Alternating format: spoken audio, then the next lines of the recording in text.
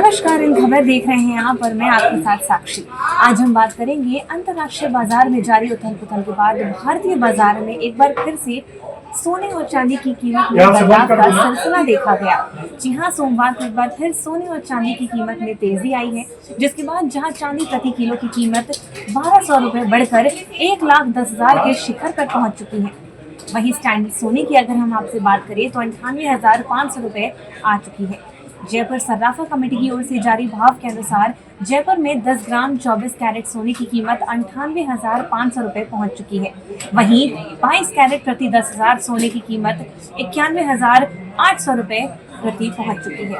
इसके अलावा हम आपको अगर बताएं तो जयपुर सर्राफा एसोसिएशन के राकेश खंडवाल ने इस पूरे वाकया को लेकर कहा है कि बीते दिनों में इजराइल और ईरान के युद्ध के कारण सोने और चांदी की कीमत में एक बार फिर से बहुत ज्यादा तेजी देखने को मिली। जी हाँ, लेकिन फिर भी कुछ दिनों से इसकी कीमती धातुओं में भाव में टूटने भी लगे थे, जिसके बाद अब एक बार फिर तेजी का दौर शुरू हो गया, जो जुलाई के महीने में कहा जा रहा है कि ये जारी भी रहेगा।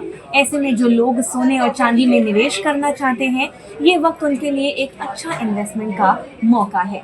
इसके अलावा अगर हम आपको बताएं कि सोने खरीदते समय किन 3 बातों का आपको खास ख्याल रखना चाहिए, तो सबसे पहली बात तो ये कि हमेशा ब्यूरो ऑफ इंडियन स्टैंडर्ड का हॉलमार्क लगा हुआ सर्टिफाइड गोल्ड ही खरीदे। इसके अलावा सोने पर 6 अंकों का हॉलमार्क कोड बेहद जरूरी है। इसे हॉलमार्क यूनिक आइडेंटिफिकेशन नंबर यानी कि HUID कहते हैं। ये नंबर कुछ इस प्रकार होता है AZ4524। हॉलमार्क के जरिए ये पता करना संभव है कि कोई सोना कितने कैरेट का है। सोने का सही वजन और खरीदने के दिन उसकी कीमत कई सोर्सेज जैसे कि इंडियन बुलियन एवं ज्वेलर्स एसोसिएशन की वेबसाइट से क्रॉस चेक करें। सोने का भाव 24 कैरेट, 22 कैरेट और 18 कैरेट के हिसाब से अलग अलग होता है। 24 कैरेट सोने की कीमत सबसे शुद्ध मानी गई है, लेकिन इसकी ज्वेलरी नहीं बनती क्योंकि वे बेहद मुलायम किस्म के होते हैं।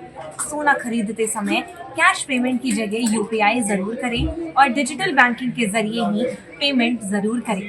वहीं अगर आप चाहें तो डेबिट या क्रेडिट कार्ड के माध्यम से भी पेमेंट कर सकते हैं। इसके बाद बिल लेना भी जरूर आवश्यक समझें। यदि ऑनलाइन ऑर्डर किया है तो इसकी पैकेजिंग पर भी पूरा ध्यान दें। फिलहाल के लिए इतना ही। नमस्कार।